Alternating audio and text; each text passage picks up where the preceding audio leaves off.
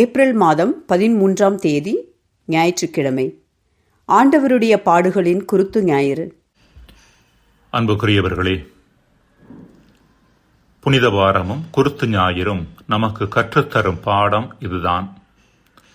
உயர்விற்கான வழி தாழ்ச்சியே, முழுமைக்கான வழி வெறுமையே, பெறுவதற்கான வழி கொடுப்பதே, தன்னை உணர்வதற்கான வழி தன்னை தியாகம் செய்வதே. இந்த முரண், பாரடாக்ஸ், மனித மனத்திற்கு புரியாத ஒன்றுதான்.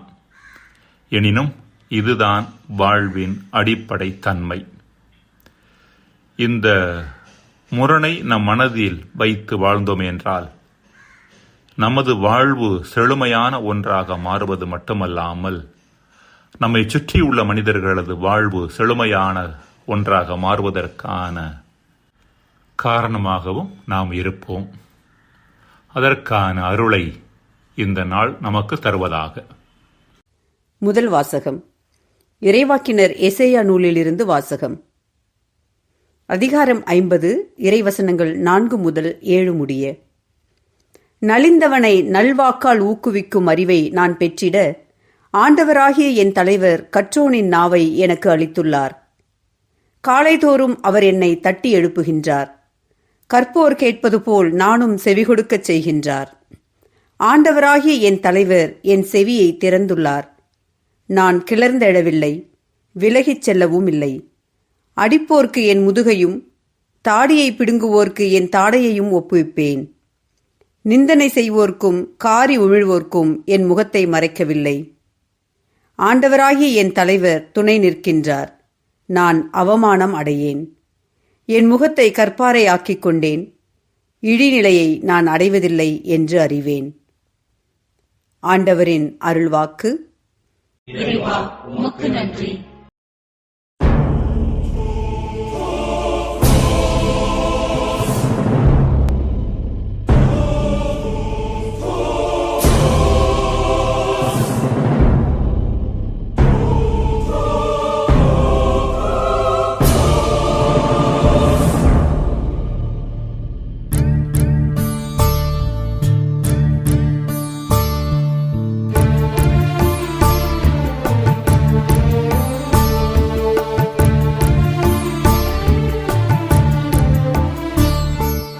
என் இறைவா, என் இறைவா, ஏன் என்னை கைவிட்டீர்? என் இறைவா, என் இறைவா, ஏன் என்னை கைவிட்டீர்?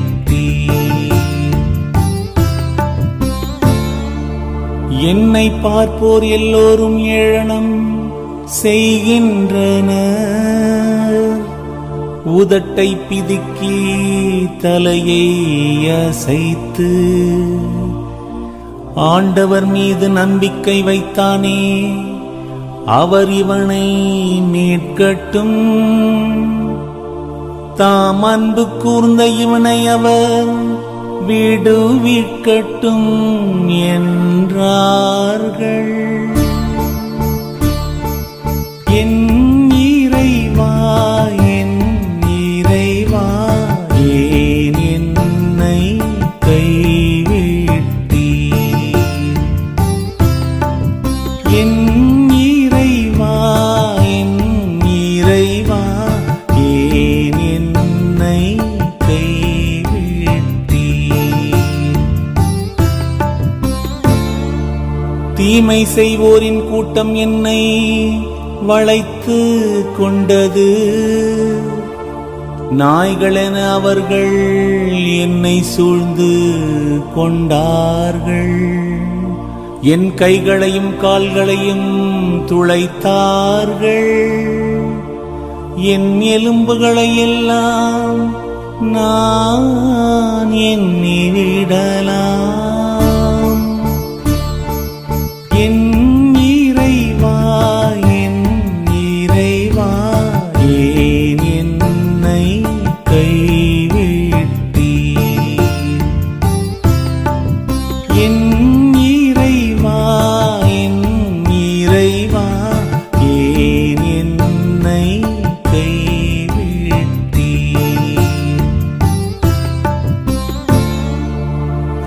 ஆடைகளை தங்களிடையே பங்கிட்டுக் கொள்கின்றன. என் உடை மேல் சீட்டு போடுகின்றன. நீரோ ஆண்டவரே, என்னை விட்டு தொலையில் போய்விடாதேயும். என் வலிமையே, எனக்கு துணை செய்ய விரைந்து வாரும். என் இறைவா, என் இறைவா, ஏன் என்னை கைவிட்டீர்? என் இறைவா, என் இறைவா, ஏன் என்னை கைவிட்டீர்?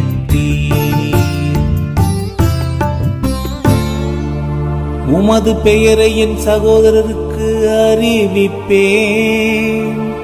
சபை நடுவே உம்மை புகழ்ந்து பாடுவேன்.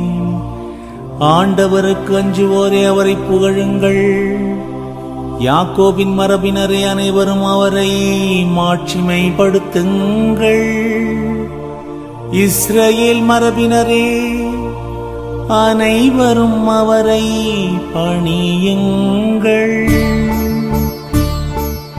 என் இறைவா, என் இறைவா, ஏன் என்னை கைவிட்டீர்?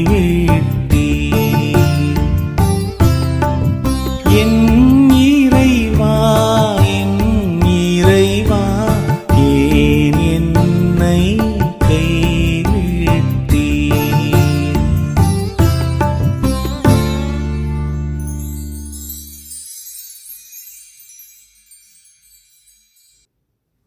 இரண்டாம் வாசகம். தூய பவுல் பிலிப்பியருக்கு எழுதிய திருமுகத்திலிருந்து வாசகம்.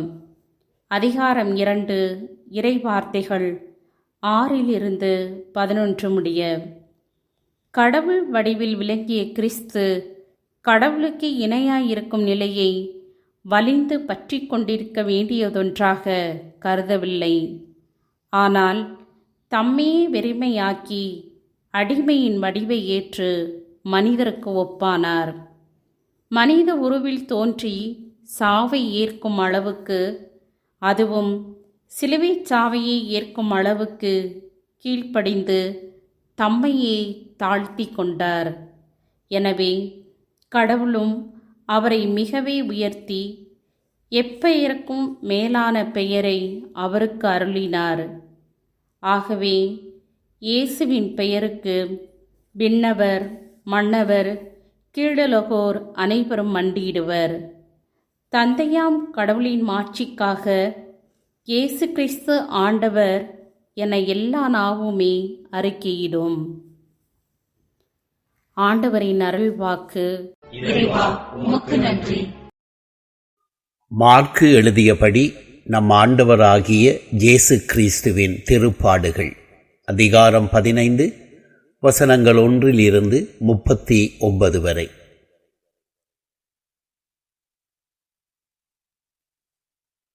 ஜெத்சமனி தோட்டத்திலிருந்து இயேசுவை தலைமை குருவிடம் கூட்டிச் சென்றார்கள். இரவு முழுவதும் இயேசு விசாரணைக்கு உட்படுத்தப்பட்டார். பொழுது விடிந்ததும் மூப்பரோடும் மறைநூல் அறிஞரோடும் தலைமைச் சங்கத்தார் அனைவரோடும் தலைமை குருக்கள் ஆலோசனை செய்து இயேசுவை கட்டி இழுத்துச் சென்று பிலாத்துவிடம் ஒப்புவித்தனர்.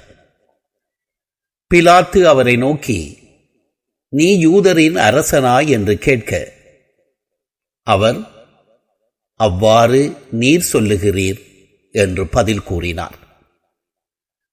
தலைமை குருக்கள் அவர் மீது பல குற்றங்களை சுமத்தினார்கள்.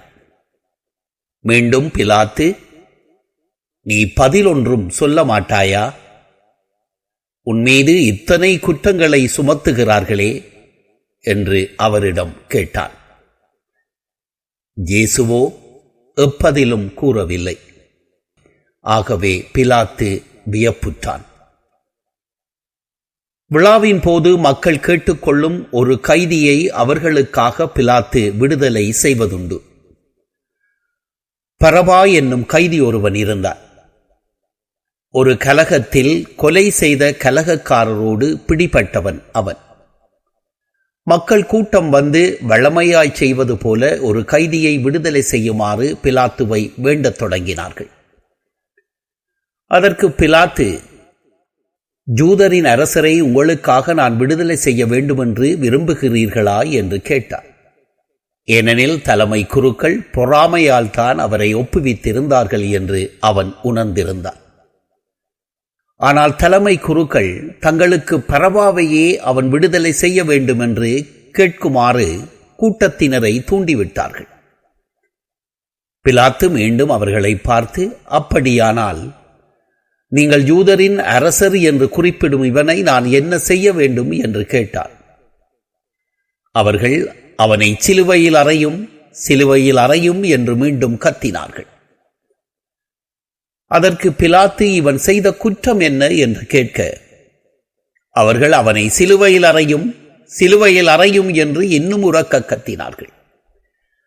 ஆகவே பிலாத்து கூட்டத்தினரின் விருப்பத்தை நிறைவேற்றும் வண்ணம் பரபாவை விடுதலை செய்து இயேசுவை கசையால் அடித்து சிலுவையில் அறையுமாறு ஒப்புவித்தான். பிறகு படைவீரர் அவரை ஆளுநர் மாளிகையின் முற்றத்திற்கு இழுத்து கொண்டு போய் படைப்பிரிவினர் அனைவரையும் கூட்டினார்கள். அவருக்கு செந்நிற ஆடையை உடுத்தினர். ஒரு முள்முடி பின்னி அவருக்கு சூட்டி, யூதரின் அரசே வாழ்க என்று அவரை வாழ்த்தத் தொடங்கினர். மேலும் கோலால் அவர் தலையில் அடித்து அவர் மீது துப்பி முழந்தால் படியிட்டு அவரை வணங்கினர். அவரை ஏளனம் செய்த பின் செந்நிற ஆடையை கழற்றிவிட்டு அவருடைய ஆடைகளை அணிவித்து அவரை சிலுவையில் அறைவதற்காக வெளியே கூட்டிச் சென்றார்கள்.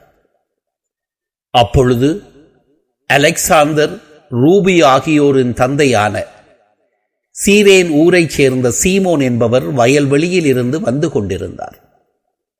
படைவீரர்கள் இயேசுவின் சிலுவையை சுமக்கும்படி அவரை கட்டாயப்படுத்தினார்கள். அவர்கள் மண்டையோட்டு இடம் என பொருள்படும் கொல்கத்தாவுக்கு இயேசுவை கொண்டு சென்றார்கள்.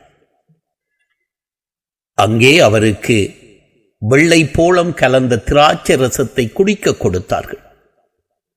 ஆனால் அவர் அதை பெற்றுக்கொள்ளவில்லை. பிறகு அவர்கள் அவரை சிலுவையில் அறைந்தார்கள். குலுக்கல் முறையில் யாருக்கு எது என்று பார்த்து அவருடைய ஆடைகளை தங்களுக்குள் பங்கிட்டுக் கொண்டார்கள். அவரை சிலுவையில் அறைந்தபோது காலை 9 மணி. அவரது மரண தண்டனைக்கான காரணத்தை அறிவிக்க யூதரின் அரசன் என்று அவர்கள் எழுதி வைத்திருந்தார்கள். அவருடைய வலப்புறம் ஒருவனும் இடப்புறம் ஒருவனுமாக 2 கள்வர்களை அவருடன் சிலுவைகளில் அறைந்தார்கள். இவ்வாறு கொடியவரில் ஒருவராக கருதப்பட்டார் என்ற மறைநூல் வாக்கு நிறைவேறிற்று. அவ்வழியே சென்றவர்கள் தங்கள் தலைகளை அசைத்து, ஆகா, திருக்கோவிலை இடித்து 3 நாளில் கட்டி எழுப்புகிறவனே, சிலுவையில் இருந்து இறங்கி உன்னையே விடுவித்துக் கொள் என்று அவரை பழித்துரைத்தார்கள். அவ்வாறே தலைமை குருக்கள் மறைநூல் அறிஞர்களுடன் சேர்ந்து அவரை ஏளனம் செய்து, பிறரை விடுவித்தான், ஆனால் இன்று தன்னையே விடுவிக்க முடியவில்லை என்று தங்களிடையே பேசிக் கொண்டார்கள். அவர்கள், இஸ்ரேலரின் அரசனாகிய மெசியா இப்போது சிலுவையில் இறங்கி வரட்டும், அப்போது நாங்கள் கண்டு நம்புவோம் என்றார்கள். அவரோடு சிலுவையில் அறையப்பட்டிருந்தவர்களும் அவரை இகழ்ந்தார்கள். நண்பகல் வந்தபொழுது நாடெங்கும் இருள் உண்டாயிற்று. பிற்பகல் 3 மணி வரை அது நீடித்தது. பிற்பகல் 3 மணிக்கு இயேசு, எலோயே எலோயே லெமா சபக்தானி என்று உரக்க கத்தினார். என் இறைவா, என் இறைவா, ஏன் என்னை கைவிட்டீர் என்பது அதற்கு பொருள். சூழ நின்று கொண்டிருந்தவர்களுள் சிலர் அதை கேட்டு, இதோ எலியாவை கூப்பிடுகிறான் என்றனர். அப்பொழுது அவர்களில் ஒருவர் ஓடிச் சென்று கடற்பஞ்சை எடுத்து புளித்த திராட்சரசத்தில் தோய்த்து அதை ஒரு கோலில் மாட்டி அவருக்கு குடிக்க கொடுத்து கொண்டே, பொறுங்கள், எலியா இவனை கீழே இறக்க வருவாரா பார்ப்போம் என்றார்கள். இயேசுவோ உரக்க கத்தி உயிர் துறந்தார்.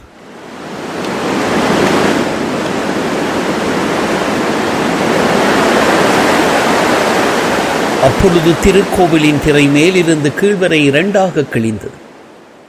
அவருக்கு எதிரே நின்று கொண்டிருந்த நூற்றவர் தலைவர் அவர் இவ்வாறு உயிர் துறந்ததைக் கண்டு, இம்மனிதர் உண்மையாகவே இறைமகன் என்றார். அன்புக்குரியவர்களே, புனித வாரம் என்பது அன்பின் தன்மையையும் அன்பின் உச்சத்தையும் இந்த உலகத்திற்கு வெளிச்சமிட்டு காட்டக்கூடிய காலம். அன்பே வாழ்வின் அடிப்படை தன்மை என்பது நாம் அறிந்ததே. பெர்ட்ராண்ட் ரசல் என்பவர், அன்பு செய்ய பயப்படுவது வாழ்வை வாழ பயப்படுவதாகும். வாழ்வை வாழ பயப்படுகின்ற மனிதர்கள், அதாவது அன்பு இல்லாமல் வாழ்பவர்கள், ஏற்கனவே இறந்துவிட்டனர் என்று சொல்லுகின்றார். வாழ்வின் அடிப்படையாக இருக்கின்ற அன்பின் இரு தன்மைகளை இன்றைய நாளின் பின்னணியிலும் இந்த வாரத்தின் பின்னணியிலும் நாம் சிந்திக்கலாம். அன்பின் முதல் தன்மை, முக்கிய தன்மை கொடுப்பது. எரிக் ஃப்ரம் என்ற உளவியலாளர் தனது புகழ்பெற்ற தி ஆர்ட் ஆஃப் லவ்விங் என்ற புத்தகத்தில் கீழ்கண்டவாறு எழுதுகின்றார்: அன்பின் உண்மைத்தன்மை பெறுவதில் அல்ல, மாறாக கொடுப்பதில் அடங்கியிருக்கின்றது. வலிமையின் உச்சக்கட்ட வெளிப்பாடு பெறுவது அல்ல, மாறாக கொடுப்பது. கொடுப்பதில்தான் ஒரு மனிதர் தான் வலிமையானவராக, வல்லமையானவராக, மேன்மையானவராக இருப்பதை உணர்கின்றார். கொடுக்கின்ற பொழுது ஒரு மனிதர் தன்னை நிறைவானவராகவும் உயிரோட்டமானவராக உணர்கின்றார். இது அவருக்கு மகிழ்ச்சியை கொடுக்கின்றது. கொடுப்பது ஒரு பக்கம் நமக்கு குறைவை தருவது போன்று தோன்றினாலும், இன்னொரு பக்கம் நம் மனித வாழ்வின் உயிரோட்டத்தை உறுதிப்படுத்துவதாக அது உள்ளது என்று சொல்லுகின்றார். வாழ்வின் உச்சம் பெறுவது அல்ல, மாறாக கொடுப்பது என்ற உண்மையை உறக்கச் சொல்லும் காலமே புனித வாரம். வாழ்வை பற்றிய கடவுளின் பார்வைக்கும் மனிதரின் பார்வைக்கும் இடையே மிகப்பெரிய வேறுபாடு உண்டு. மனிதர்களது பார்வை அவர்களது சிந்தனையிலிருந்தும் கடவுளின் பார்வை அன்பிலிருந்தும் புறப்படுகின்றன. மனித சிந்தனை பெறுவதை வாழ்வின் வழியாக கருதுகிறது. தான் நினைப்பதையெல்லாம் அடைந்துவிட்டால் அல்லது பெற்றுவிட்டால், தான் எதிர்பார்க்கின்றபடி பிறர் நடந்து கொண்டார்கள் என்றால் வாழ்வின் நிறைவும் முழுமையும் வந்துவிடும் என்று மனித பார்வை, அதாவது மனித மனம் கருதுகிறது. கடவுளின் பார்வையோ தன்னை மையமாக கொண்ட அத்தனை அணுகுமுறைகளும் காலப்போக்கில் சுய அழிவுக்குத்தான் இட்டுச் செல்லுமே ஒழிய முழுமையை கொண்டு வராது என்பதை முன்வைக்கின்றது. பிறருக்காக தன்னை அர்ப்பணிப்பதிலும் பிறருக்காக தன்னை கொடுப்பதிலும் தான் வாழ்வின் முழுமையும் செழுமையும் அடங்கியிருக்கிறது என்பதே கடவுளின் பார்வை. இத்தகைய கடவுளின் பார்வையை இயேசு வார்த்தையால் மட்டுமல்ல, தன் வாழ்வாலும் எண்பிக்கின்ற வாரமே புனித வாரம். இயேசுவின் இவ்வணுகுமுறை மனித மனதிற்கு புறமான ஒன்றாகவும் புரியாத ஒன்றாகவும் இருந்தாலும் இதுவே சரியான வாழ்வியல் அணுகுமுறை. கடவுளின் பார்வையை முன்வைக்கின்ற அற்புதமான பாடலே 2ஆம் வாசகம். அன்பின் பொருட்டு தன்னை வெறுமையாக்குதலே தன் முழுமையை கண்டுகொள்வதற்கான வழி என்பதை இயேசுவின் வாழ்க்கை பின்னணியில் புனித பவுல் எடுத்துரைக்கின்றார். அன்பின் 2வது தன்மை உடன் துன்புறுவது. அன்பு கொடுக்கின்ற தன்மை வாய்ந்தது மட்டுமல்லாமல் பிறரது துன்பத்தை தன்னிலே ஏற்றுக்கொள்ளுகின்ற தாராள உள்ளம் படைத்தது. இன்றைய நற்செய்தி உண்மையை நமக்கு பறைசாற்றுகின்றது. மனிதர்களாகிய நாம் நம் பாவங்களின் காரணமாக நம்மீது தண்டனையை வரவழைத்துக் கொண்டாலும், நம்மீது கொண்ட பேரன்பின் காரணமாக நாம் அனுபவிக்க வேண்டிய தண்டனையாகிய துன்ப வேதனைகளை தனது உள்ளத்திலும் உடலிலும் உள்வாங்கிக் கொண்டவர் நம் ஆண்டவர் இயேசு கிறிஸ்து. பரிவு என்பதற்கான லத்தீன் வார்த்தை மிஸ்ஸரிகோர்தியா என்பதாகும். இந்த வார்த்தையானது மிஸ்ஸர் மற்றும் கோர் என்ற 2 வார்த்தைகளின் இணைப்பு. மிசர் என்றால் துயரம் என்று அர்த்தம், கோர் என்றால் இதயம் என்று பொருள். அதாவது பரிவு என்பது பிறரது துயரத்தை நம் இதயத்தில் சுமப்பதாகும். முதல் வாசகம் துன்புறும் ஊழியர் பற்றி பேசுகின்றது. துன்புறும் ஊழியர் யார் என்கின்ற கேள்வியை எழுப்பும்போது அது முதல் எசாயாவையும் பின்பு இயேசுவையும் சுட்டிக்காட்டுவதாக இருக்கின்றது. இப்பகுதி நற்செய்தி அறிவிப்பிற்காக எசையா அனுபவித்த துன்பங்களையும் மனிதகுல மீட்பிற்காக இயேசு அனுபவிக்க இருக்கின்ற துன்பங்களையும் முன்னறிவிக்கக்கூடியதாக இருக்கின்றது. இங்கு நாம் கூர்ந்து நோக்க வேண்டியது துன்புறும் ஊழியர் அனுபவித்த துன்பங்கள், அதாவது அடிபட்டது, நிந்தனை செய்யப்பட்டது, காரி உமிழப்பட்டது ஆகிய துன்பங்கள் மற்றவர்களின் நல்வாழ்விற்காக அவர் ஏற்றுக்கொண்டவைதானே ஒழிய தன் சொந்த நலனுக்காக அல்ல. இன்றும் சமூக நன்மை மற்றும் மனிதகுல மேன்மை ஆகியவற்றை மனதில் வைத்து அதன் பொருட்டு யாரெல்லாம் துன்புறுகிறார்களோ அவர்கள் அனைவருமே துன்புறும் ஊழியர்களே. ஆண்டவராகிய தலைவர் அவர்களுக்கு துணை நிற்கின்றார். எனவே இழிநிலையையும் அவமானத்தையும் அவர்கள் அடைவதில்லை. மாறாக இறைவனிடமிருந்து கற்றோனின் நாவை அவர்கள் பெற்றுக்கொள்ளுகின்றார்கள். காலந்தோறும் இறைவன் அவர்களை தட்டி எழுப்பி தனக்கும் அவர்களுக்கும் உள்ள உறவை பலப்படுத்தி அவர்களோடு பயணிக்கின்றார். மன்றாடுவோமாக.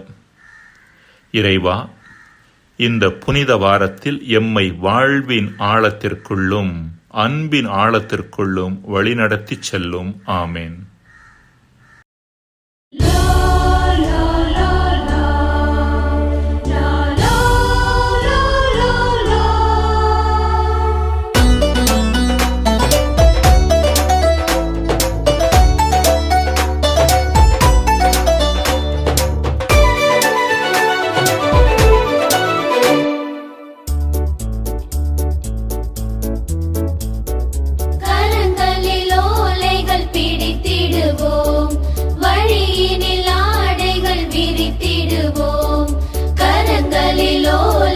பிடித்திடுவோம், வழியினில் ஆடைகள் விரித்திடுவோம். தாவீதின் மகனுக்கு ஓசன்னா இன்று பாடல் பாடிடுவோம். தாவீதின் மகனுக்கு ஓசன்னா என்று பாடல் பாடிடுவோம். விண்ணகத்தில் அமைதி உண்டாகட்டும், மண்ணகத்தில் மகனை கொண்டாடட்டும். விண்ணகத்தில் அமைதி உண்டாகட்டும், மண்ணகத்தில் மகனை கொண்டாடட்டும். கரங்களில் ஓலைகள் பிடித்திடுவோம், வழியினில் ஆடைகள் விரித்திடுவோம். தாவீதின் மகனுக்கு ஓசன்னா என்று பாடல் பாடிடுவோம்.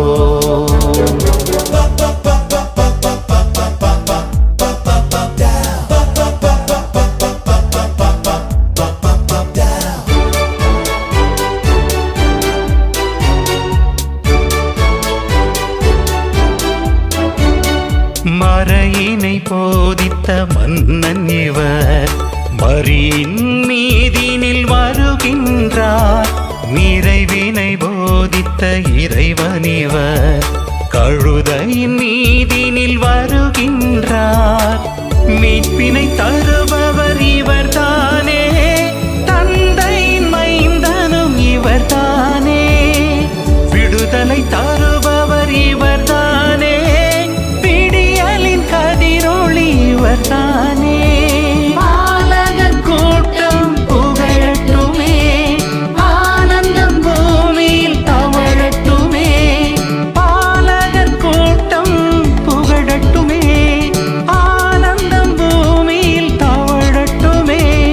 கரங்களில் ஓலைகள் பிடித்திடுவோம், வழியினில் ஆடைகள் விரித்திடுவோம். தாவீதின் மகனுக்கு ஓசன்னா என்று பாடல் பாடிடுவோம்.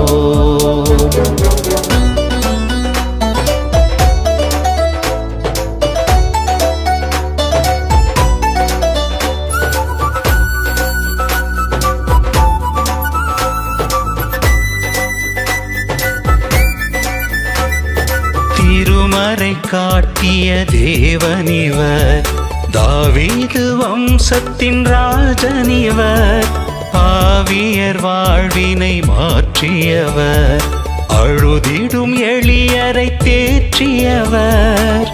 ஒலிவக் கிளைகள் அசைப்போமா, ஒலிக்கும் பாடல் இசைப்போமா, பலியாம் இறையை நினைப்போமா, ஒளியாம் அவரில் நிலைப்போமா. வாயிலின் நிலைகள் உயரட்டுமே, வானவர் இயேசு நுழையட்டுமே. வாயிலின் நிலைகள் உயரட்டுமே, வானவர் இயேசு நுழையட்டுமே.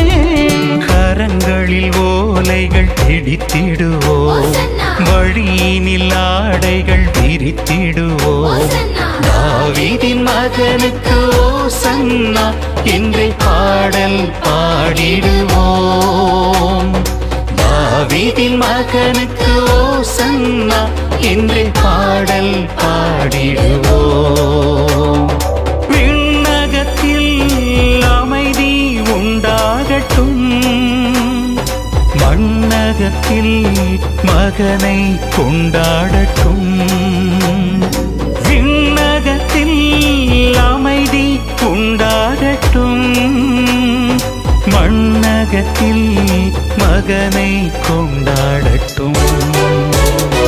கரங்களில் ஓலைகள் பிடித்திடுவோம், வழியினில் ஆடைகள் விரித்திடுவோம். தாவீதின் மகனுக்கு ஓசன்னா என்றே பாடல் பாடிடுவோம். தாவீதின் மகனுக்கு ஓசன்னா என்றே பாடல் பாடிடுவோம்.